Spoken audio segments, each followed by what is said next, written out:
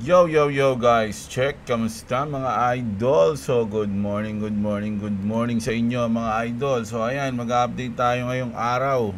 Medyo maaga tayo ngayon. So, kagabi hindi na tayo nakapag-update mga lods, gabi na kami nakauwi. So, ngayon, mag-update tayo ngayong umaga mga lods. So, ano ba ang mangyayari? Mamaya, siguro 12 alas 2 ng madaling araw mga lodi, mamayang gabi na to. So ayan, 2 AM magkakaroon tayo ng FOMC, ang pinakahihintay ng lahat mga idol. Mamaya na to, mamayang madaling araw mga idol, no? So mamaya malamang maraming mapuyat, maraming mag-trade mga idol. So ako sa akin lang mga lods, advice lang, no?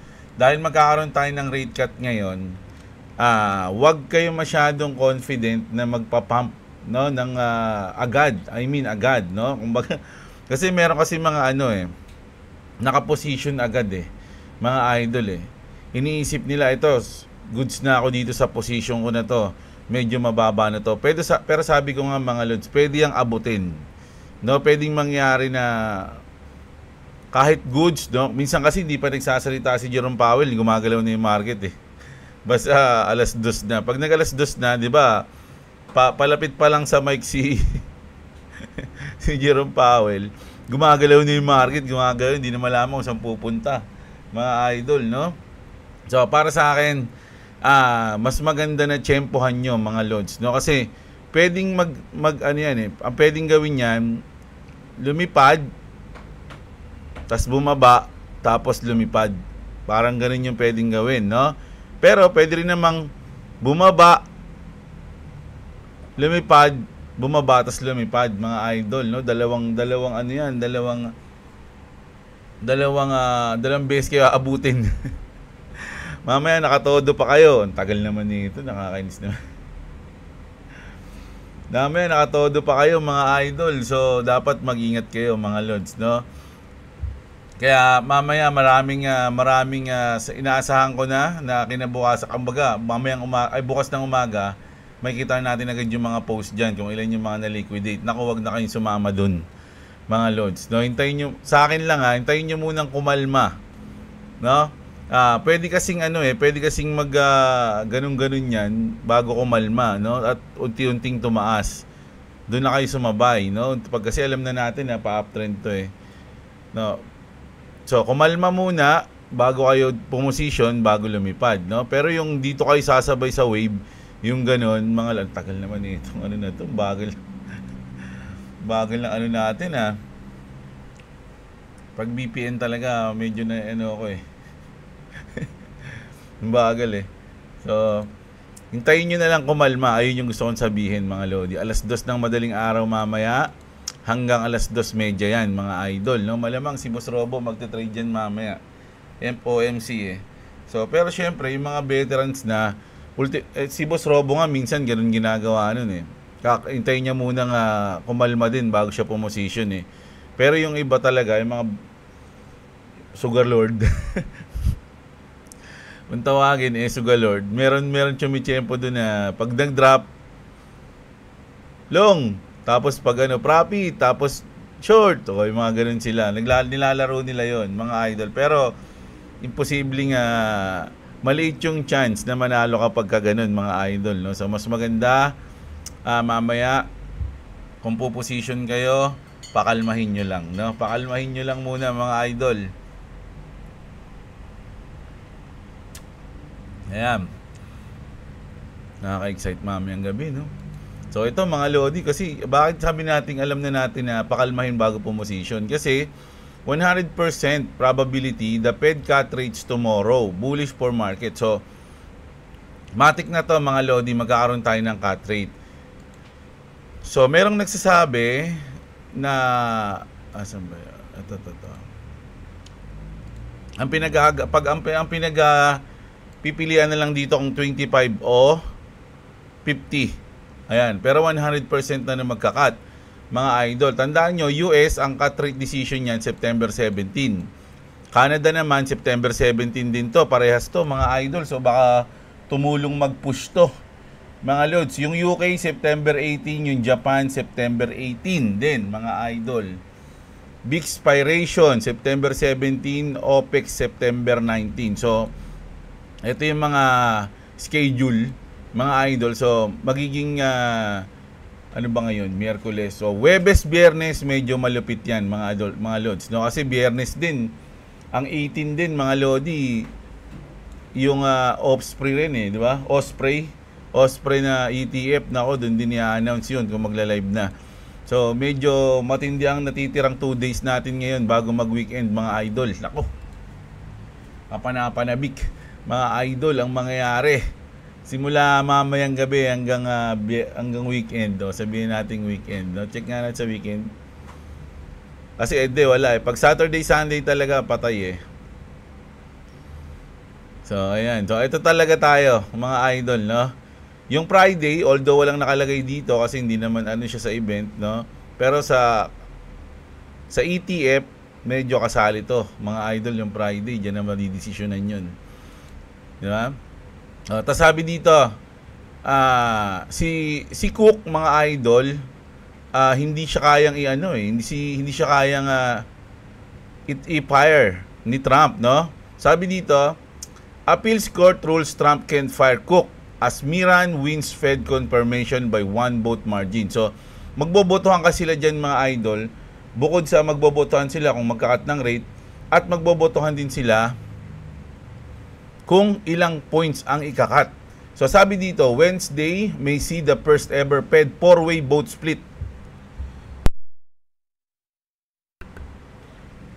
2 to 3 voting for 50 basis points cut.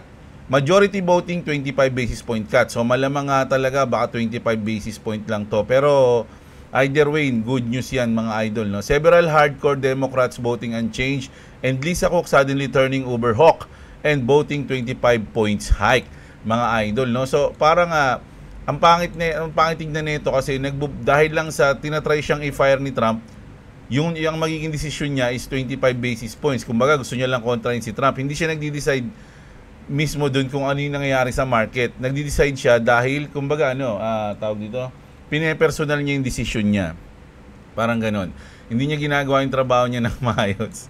Kasi dahil nga tawag dito, kaaway niya si Trump, kukontrahin niya. Wala na siyang magagawa dahil kailangan na mag-cut. Ang gusto ni Trump 50. Ang dapat naman talaga 50. Pero dahil galit siya kay Trump, 25 lang yung ibovote niya, mga idol, no? So ibig sabihin, hindi siya, kumbaga personal sa kanya to. Hindi to trabaho lang. No, dapat di ganoon, idol, no? So pero kung magkagulatan, ako 50 basis points yung lumabas, matindi to mangyayari mga idol. Pero kung 25 man yan, to sunod-sunod na to mga lodi, hula ko lang sunod-sunod na to na positive months, no? Kung 25 ngayon, 25 din sa October, and 25 din sa December. So ganun yung mangyayari mga lods, ganun yung sa tingin ko mangyayari dyan. So either way, positive to hanggang dun sa ating last quarter ng 2025, yung ating alam nyo na, no? Yung time natin para mag DCA palabas. So wag nyo kakalimutan mga idol, habang lumalapit tayo dun sa katotohanan na mag-take profit na kayo, mag-take profit na tayo, dapat wag mawawala yung strategy nyo. Kasi minsan doon nawawala yan, doon nalalaglag yan kapag nakita mo na kunin ko na lahat to, uy ganyan, maraming mas-shake out pa rin mga idol, no? So mag-stick lang kayo sa strategy nyo, wag kayo magpa-apekto sa nangyayari kasi kaya nyo nga pinlano yan 'di ba? Para hindi kayo maguluhan. So ngayon, pag dumabas na yung mga nanggugulo na decision, kumbaga, naku, laki na ito, kunin ko na. Tapos, nalaki na ito, hindi ko na kukunin. Pero dapat kukunin mo, 'di ba? So hindi, hintayin ko na. Kumbaga yung greediness mga lodi, tanggalin nyo muna. Mag-stick kayo sa strategy nyo. Kung ano yung lumabas dyan sa tawas, ayun yung gawin nyo. Na idol, no? Ayan. So, ito yung mangyayari mamaya. Ito yung pinaka main reason, no, mga lodi, kung ba't exciting yung mga susunod na araw natin. Yung cut rate, mga idol. So, hintayin natin yan, no? Matindi-tindi yan, mga lodi. Tapos, eto na, punta na tayo sa ating local. Meron ako nakita dito Ito si Edu Manzano, nagtitrip lang. Nag-trip to eh, mga lods eh. Pero ito yung nakita ko mga lods, no? Si Bam. So, nag-eager na siya na ipas na yung bill, no? Pass the blockchain bill now, sabi niya rito. In a press release shared by Bayani Chain, Senator Bam Aquino has commended the initiative of Baguio City to use blockchain for a more transparent and accountable government. So, ang nangyari kasi dito mga idol, yung Baguio, sila Mayor Magalong, nag-pilot na sila, kumbaga, ginagamit na nila, no, yung blockchain, kumbaga ginagamit na nila yung blockchain. So ano ba yung partner nila, nakalimutan ko, yung Bayani Chain din ata, ayan yung Bayani Chain, no. So mas maganda daw ay si Bam, parang sinasabi niya na gawin niyo na natin kasi ginagawa na nga sa Baguio eh, okay na nga sila dun eh, so ipas niyo na yung bill, no. Ano pang kailangan yung anuhin, kung ayaw niyo talaga ng corrupt, ipas ay gusto nyo talaga maging transparent, pass nyo na yung bill. Parang ganun siya. So, goods na goods yan sa atin, mga idol, no? Lalo na sa Pilipinas na napakadaming buhaya, mga idol, no? Mga ganid, no? Mga hayok. Ano ba yun? Giyang. Mga giyang. Mga salitang ano yun eh. So, ayan, mga lodi.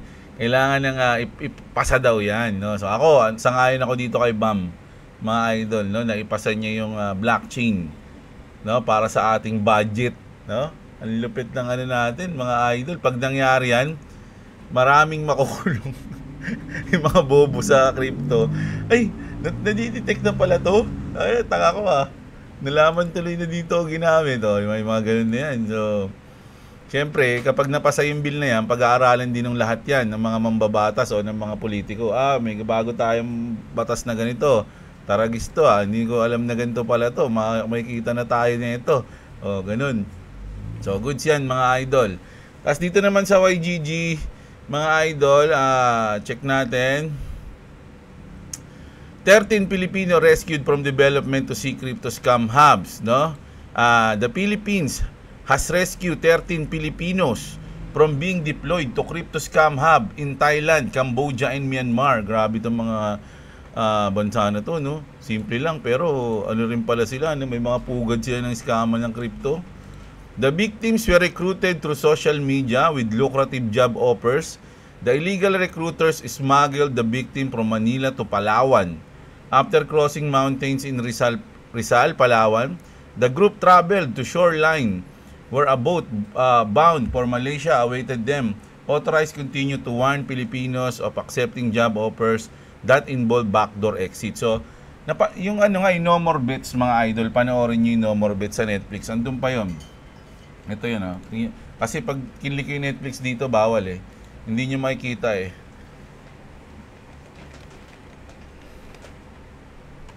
No More Bet. Ayan, panoorin nyo to mga lord, itong No More Bet na to. Ito yung istorya na, ayan, ito siya, yung bida siya. Magaling siya, mga lodi, sa alam ko parang IT something siya. So ang ginawa mga idol, imbis na i-promote siya nung sa company pinagtatrabuhan niya, iba yung pinromote. Tapos nalungkot siya ngayon. So may nag-offer sa kanya, parang inaabangan na siya kasi siya sa pinakamagaling eh. So inabangan siya mga idol, may nag-offer sa kanya ng ganito, ng ganyan, maganda yun. Tapos sinagot yung kanilang travel, aeroplano. Tapos pagdating doon, ayun na, ginawa na sila sa Pogo. Parang ito yung story ng Pogo, mga idol. Yung mga nagtatrabaho sa Pogo, mga yan, hindi lahat yan gusto nila magtrabaho dyan. Yung iba dyan, wala silang choice. Kinidnap sila dahil magagaling sila sa computer.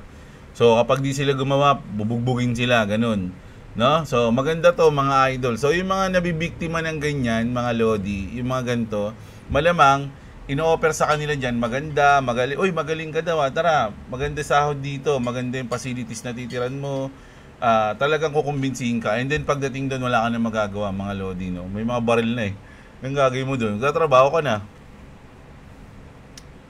Ganun yun sa No More Bet. So eto mga lodi, 13 Pilipino. So sa tingin nyo ba itong mga Pilipino na to gusto nila magtrabaho para mang-scam? Diba? Siguro, pero yung ang pag pinagtrabaho kasi para mang-scam, mga idol, hindi sa'yo lahat napupunta na ini-scam mo. Ini-scam mo. Napupunta sa boss mo. O, ibig sabihin, illegal talaga yung ginagawa ng mga to, mga idol. No? Yung mang-scam ka, tapos sila yung mangyayaman. Ikaw parang pinapasahod ka lang. O, ito, ganyan. Eh, kung scammer ka talaga, lakad mo sarili yun. Di ba? Ba't pumunta ka pa dyan sa Myanmar, Thailand, tsaka Cambodia, pwede ka na mag-scam dito. O, di ba? Parang ganun. Sa akin lang yun, ha, kung matalino ka. Magpapagamit ka pa sa iba. Kaya nga ang laki mo dahil magaling ka eh. Di ba? Hindi gawin mo na lang ng sarili. Oy, bad yun ha. Joke lang yun. Diba? Tapos, ito. So, andito na nga tayo sa panahon, mga Lodi, na talagang nag-i-start na tayo, no? Sabi nga dito ni Black Swan, first came the adoption phase, no? Now, we're in the frenzy phase. That's why you see countless nonsense coins with no real use case. Sabi naman doon, mga Lodi, yung mga nonsense coins, mga idol, banks benefit from this because it's extract wealth from people who can tell the difference between technology with utility and empty speculation. So marami pa rin talaga mga investor or mga retail na hindi pa rin alam, no? Yung kumbaga, uy, may magsabi lang na, uy, yung meme coins na to, solid to pare. Yayaman ka dito pag nagpiso to. Tingnan nyo, 0.0000 pa lang, oh. Pag nagpiso to, mag-isipin mo magkano lang ang 1 million coins nito. Sabi mo 1,000, may 1 million coins ka na. Paano pag nagpiso yan? Eh di 1,000 mo, naging 1 million. Ikaw naman, si Sutoy, maniniwala ka, oy sige, 5,000 lalagay ko, kahit 10,000 para pag nagpiso, 10 million ako. Hindi mo alam, malabo pa sa baon ng negrong pusit na mangyayari yun, mga idol. No? Parang ganito. O, ito balik tayo dito. Ayan, nakita nyo to? Ano pa na ito? Paano basahin to? Skylas Pump.Pan Stream Drone Controversy. Ay, hindi pala to coins pala. Sorry mga idol. Sabi niya rito, I did not rug pull and I never sold a single token. Kasi nag-ano lang to mga lods eh. Nag-stream siya ng live. Parang ganun, no? I never plan to profit from anything.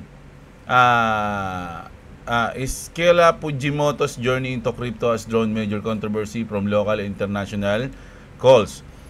The content creator stream on Pump.Pan, a crypto-powered streaming platform. Kala ko ba ban na tong Pump.Pan? Creates a creator token and the creator earns a share of trading fees, no? In a now deleted post which garnered over 5K reaction, a Filipino crypto called out Iskaela. She has since responded by appearing in the call's Discord community as well as clarifying the situation online. Meanwhile, global calls like IcoBeast have commented on the situation, warning the dangers of luring retail into making tokens with the allure of easy money. Iskaela announced online that 70% of the creator rewards will go to the charities and the other 30% will be bought back into the coin. She has earned over 2.5 million in creator rewards since the Pump.Pan token launch, mga idol, no? So ito, rag to pag lumabas yung leak photo and bids niya dati. May mga issue pala to. Mayroon ako kasi nakitang post nito na nag-i-stream siya tapos hindi ko alam yun eh. Mga idol yung sa Pump.Pan na yan, kasi sabi niya hindi siya gumawa ng token eh. So ibig sabihin nag-ano lang siya. Ang kinikita niya doon is yung token rewards nung sa Pump.Pan mismo. Eh ang kinita niya doon 2.5 million. No. Pero pinangako niya naman na yung 70% ilalagay niya sa charity, tapos yung 30% dun sa coins, kung ano man yun. No? Pero isipin niyo mga idol, no? Come to think of it, panis. Kumikita yung mga ganun, no? Na wala, kumbaga yung siguro, for fun lang kasi yung mga ganyan sa tingin ko mga idol eh. 'Di ba? Siguro idol siya, ganun, 'di ba? Pero yung utility niya talaga, wala doon. Kaya nga tama yung sinabi dito ni Black Swan Capitalist, no? Na kahit na may mga countless nonsense coins with no real use case, yung bank, no, yung mga bangko benefit from this because it extract wealth from the people who can tell the difference between technology with utility and empty spekulasyon. Sabi mga idol, andun na tayo sa time na yan. Pero nakikita natin na yung crypto, mga idol, talagang pumuputok na. Kumbaga kahit sino pwede na, no? Meron, nakikita na nila yung epekto, mga idol, no? Pero meron nga lang pros and cons. 'Di ba? Kaya kailangan natin yung Clarity Act, mga idol. Ayun yung talagang pinaka dapat na ipasa na. Yung hinihintay natin. Kasi once yun is nangyari, mga lodi, lahat ng, sabi nga lang, may kinabang dun is yung mga utility coins. Yung talagang merong technology, no? Hindi yung mga ano-ano lang, sutoy-sutoy lang na nadadaan lang sa hype. 'Di ba? Uy, hype to, pare, ang ganda nito, bili kayo nito, ganun. Kasi minsan yung mga content creators, minsan ano rin 'yan, nagagamit din sila. No? Yung mga kunyari, walang bisang coin, halimbawa, part coin. Basta kahit anong meme coin, baka may mga bayhak ng part coin dito. Basta kahit anong meme coin, halimbawa, babayaran ako nun. Oy, yung mga developers nun, titingin yun ng mga crypto influencer, mga idol. Di ba? Titingin siya ng mga crypto influencer, and then ano nga sabihin? Minsan nga binibigyan pa nila ng script eh. Pero gagawin doon, boss, gawa ka ng video, kahit 3 video tungkol dito sa token namin. Di ba? Minsan ang bayad doon USDT talaga o US dollar stablecoin, o minsan naman kung ano yung token na inaalok mo. Halimbawa, yung Sutoy token, gawa tayo Sutoy token. I-hype natin tong Sutoy token. So, magbabayad ako ngayon ng mga sikat na content creator. O, bayaran ko si Jeblo, si Boss Robo. Sabihin ko na lang yung mga kilala ko. Boss Robo, si KGX. So, ngayon, babayaran kami ngayon. Halimbawa lang to i-ano nyo to. Bibigyan namin kayo ng 1 million Sutoy token. No? Every video na gagawin mo. No? So, meron ka na ngayon 1 million Sutoy token. So, yung 1 million Sutoy token mo, mababa pa yun. Halimbawa, 25 centavos lang. O sabi natin 0.00 pa lang. Ang mission yung tatlo nun, kaming tatlo, is pataasin yun. Para once na tumataas yun, yung 1 million Sutoy token namin, lumalaki din. Pwede na namin kunin. Di ba? So, once na, hype natin tong Sutoy token. O, yun na. Mga boss, ito meron ako nakitang token eh. Okay din talaga to, mga idol, no? Promising, no? Yung nila, nasa white paper nila, yung roadmap nila, kahit di naman totoo. Sasabihin mo yun, di ba? So, yan, no? Goods to, mga idol. Ito, pag nagpiso to, medyo malaki-laki to. Ngayon, mura pa, Ganda, di ba? Gaganon-ganon sila. Ngayon, habang tumataas yung Sutoy token, nag-1 million. Ang target lang ni Jeblo, mag 1 million lang yung Sutoy token. Kukunin niya na eh. Lahat pala kaming tatlo, ganun yun naiisip. So, pag 1 million pag piso ng Sutoy token, yung iba bago pa lang nakabili, magwi-withdraw na kaming tatlo. May tigo 1 million na kami. Ayun yung bayad sa amin. Tapos, biglang bababa na yung token. Lahat ng mga nahikayat namin bumili, lugi, talo. So, ganun yung mga nangyayari, mga idol, no? Kaya ibig sabihin, mag-research kayo ng malupit, no? Huwag kayong maniwala sa mga sinasabi ng mga content creator. Kahit sa akin, mga lodi, kaya nga sinasabi ko, hindi naman ako financial advisor eh. Huwag kayong bumasa para bumili, magbenta o mag-hold ng coins. Do your own research. Tayo, nagbabalita lang tayo, nag-news lang tayo, mga idol, no? So, ayan. Yan makinig kayo Malapit na to, mga idol. Ilang buwan na lang, no? Siguro, simula ngayong buwan, tapos magdagdag tayo ng mga 4 to 5 months, tapos na yung ating bull market na. Balik na tayo sa bear market, mga lodi. At pag nag-bear market na, ano ng plano, Jeblo, bear market na. Wala na tayo saan. Ang bear market kasi, ang galaw namin doon, trading na. Doon na kami nagtitrade. So, magtitrade ka na doon, tapos habang nagtitrade ka, nagbubudega ka, parang ini-imbak mo na agad yung mga gusto mong token para sa susunod na bull run. Pero hindi ibig sabihin, mga idol, ng bear market na walang mga lumilipad na token Meron mga lumilipad na token, mga lodi, depende sa utility nila. Sa mga good news, sa mga hype. So, ayun yung mga matitindi rin nangyayari pag bear market. Diba? Hindi patay, kumbaga hindi dull moment yung bear market, mga lodi, mas dun mas madugo nga dun mga idol maganda rin dun kasi pwede ka maging bear dun, di ba? Pwede ka mag-short mag-short kung alam mong bear market, pero hindi ganun hindi ganun yung it doesn't work that way Ang nangyayari pagka ganun, alam ng market yon na pwede ka mag-short. So ang nangyayari, gumagalaw yung gumagano pero pababa. Diba? So mahirap 'yun mga idol ha. So kailangan niyo na matindi-tinding mga trading technical analysis pag sa ano na, sa bear market mga idol. So ayan. Ayun yung gagawin natin pag bear market na magte-trade tayo. Kaya sa mga wala pang crypto exchange diyan ha. Andiyan yung link natin sa description mga lodi, basahin nyo. Kapag sa cellphone may code, kapag sa browser may link. Kaya lang syempre ban yun eh. So ito, mga lodi, nako tulad nito. Breaking, XRP whale, ito whale na XRP, just close at 10.21 million, 10.21 million long at 2.56. What's coming? So ibig sabihin, siguro bakit siya nag-close? Sayang, panalo sana siya. 'Di ba? Nakalong siya eh. Dito siya sa 5.6 eh. Dito yun ah. Saan yun? Layo naman nun.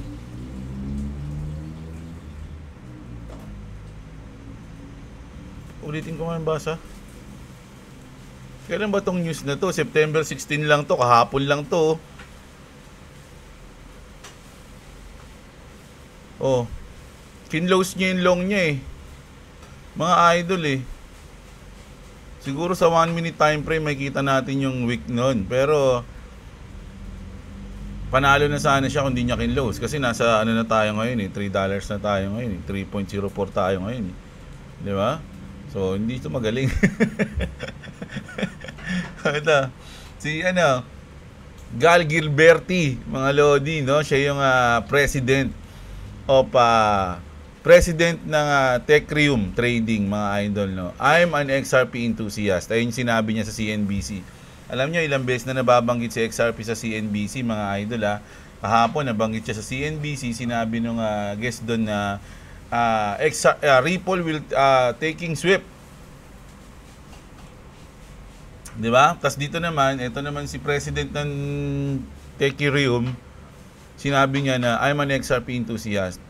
Alam niyo mga idol, kung nung mga nakaraang 2000 something 2021, yung mga bear market, pag may mga nagsasalita ng ganito sa media, talagang nagpa-pump yung coin na yun. Sobrang lupit ng pump nun mga idol, 'di ba? Si Elon Musk nga nagbigay lang ng hint.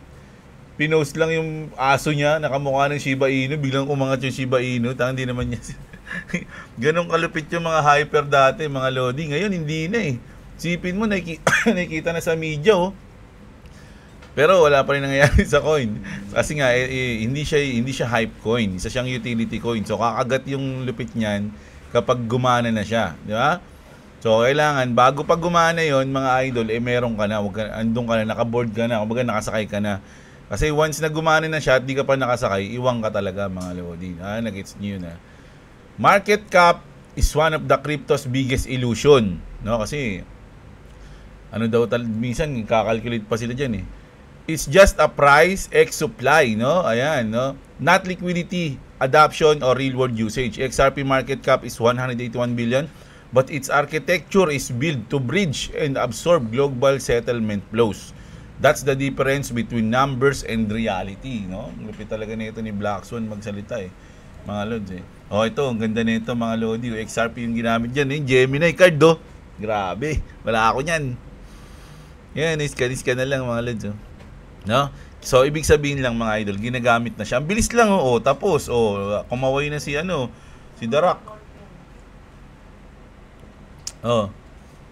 'Di ba? Bayad lang pagka-scan tapos na, mga lodi. Oh, transaction approved. Nakita niyo 'yun? Ang bilis. Oh, panis. Breaking, XRP credit cards are live and being used in stores around the world. XRP is now real payment solution. Institutional tokenization is coming much sooner than expected, mga idol. No, grabe. Ang dami niya dito makikita mo sa salamin eh, mga idol eh. Ayan, dito sa taas. Ayan, pagtaas niya ng cellphone niya. Yung mga accepted lang na binabayad, no? Pwede mong gamitin. Ayan, nakita niyo yan? Yun, no? Ayan, post ko na nga. Ayan, no, mga lodi yan. No? May Visa, may Gemini, may Chiquito, Mastercard, yan. So, ibig sabihin, XRP talagang ginagamit na, di ba? So, ang lupit niyan.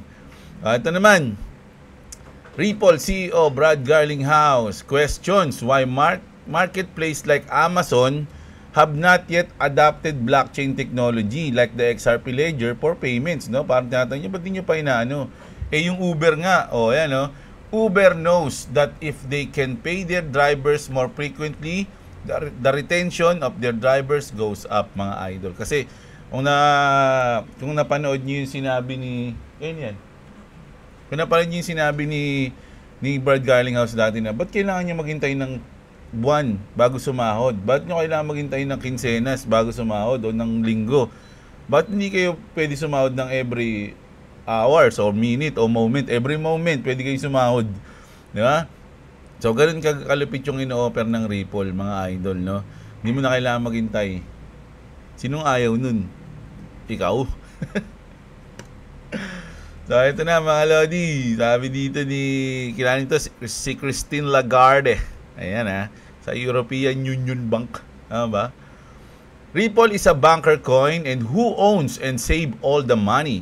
So an investor I like that. As an investor pala. So as an investor I like that, sabi niya. I'm ready, and you? So pakinggan natin 'to, mga idol. Sana lang walang sounds kasi naiinis ako pag nagka-upload ng video may sounds. Di tuloy natin na namumute ako Together have decided at central bank level to go with a digital currency.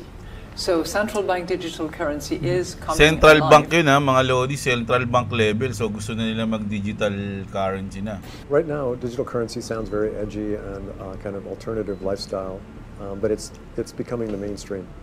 And so the banks, the largest banks in particular, are very aware of this. They're investing in the technology, and they will provide this service as soon as it's profitable enough.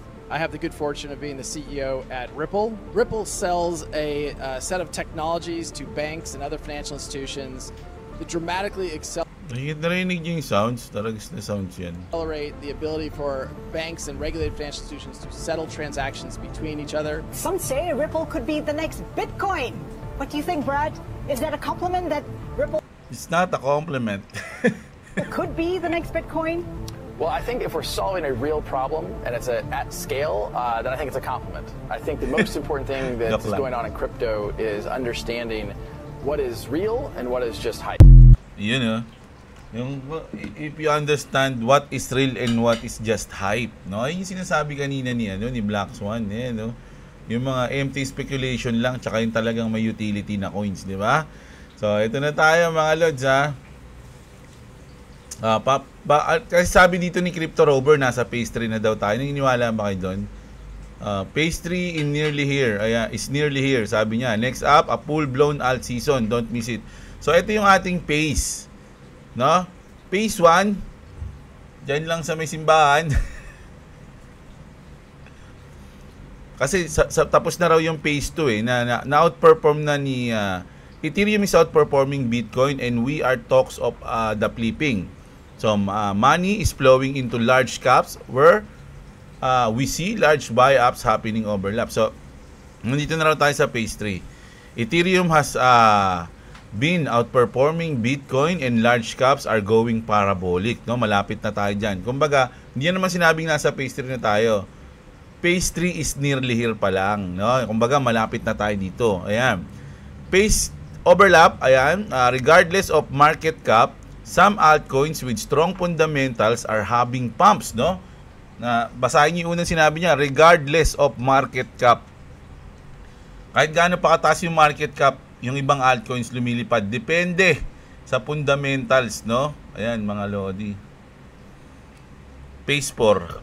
Ito na yung pinakamalupit na. Malamang sa December o November, December to. Phase 4 natin. Pero ngayong September, October, dito tayo. Ito yung mararanasan natin ngayon, mga Lods. No? So, ayan, yan ang ating umagang good morning news natin, mga idol. No? So, sana na-enjoy nyo ang ating good morning news, mga Lodi. No? So, mamayang gabi, mag-news tayo. Kagabi kasi hindi ako nakapag-upload na kasi nga gabi na kami nakauwi, mga idol. Alam nyo naman, birthday ni Chugoy, ni Choygo. No, ni Boy WhatsApp. So, ayan. Kita-kits tayo mamayang gabi, mga idol. Maraming salamat sa nanonood. Huwag nyo kalimutang i-like yung video natin. Sa mga hindi pa na-subscribe, gusto ng ganitong content, huwag na kayo mag-subscribe. Tagal nyo eh. O, ayan na. Kita-kits tayo mga idol. Love you all. What's up, what's up?